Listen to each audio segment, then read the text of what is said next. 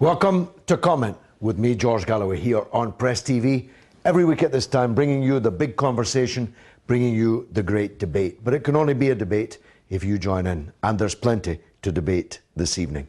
As always, let me make it clear, these are my own personal views. They're not the views of Press TV, decidedly not the views of the government of Iran.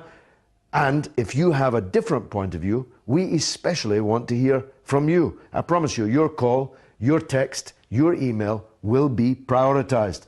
And if nobody phones up with a different point of view, well, you're going to force me to have to put that different point of view. Let's go to the callers. First on the line from the United States is Chris on Bahrain and Egypt.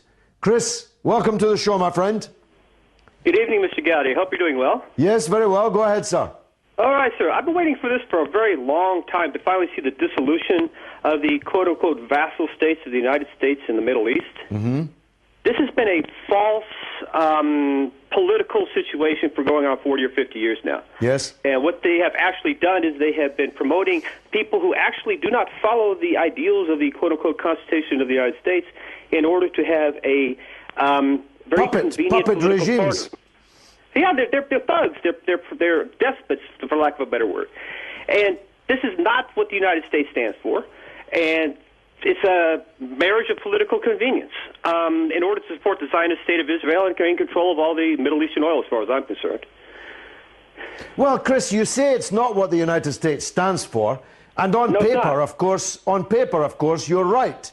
The U.S. Constitution says that all men are created equal and all have the right to seek liberty and happiness. But in fact, for the last 60 years, this is exactly what the United States has stood for.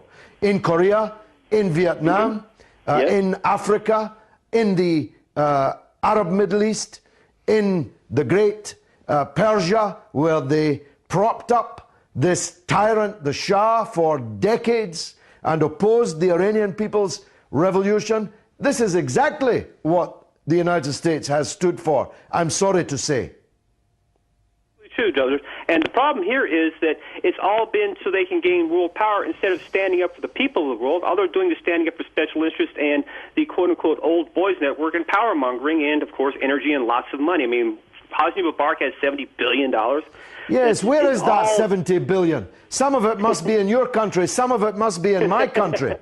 How come nobody was suspicious about the President of the Republic building up a fortune of $70,000 million? Unbelievable. It's all dirty politics, George. You know that, and I know that. Yeah. The only way, I hate to put it this way, but the simple solution is for the people of the Middle East to keep doing what they're doing, for the people of the Middle East to stand up for themselves and remove these despots, these dictators, and these oppressive regimes, and to kick the United States out. Well, Chris, you're absolutely right. All these people are doing is what the American people themselves did, rising up in a revolution against despotism, rising up on the principle that there should be no taxation without representation.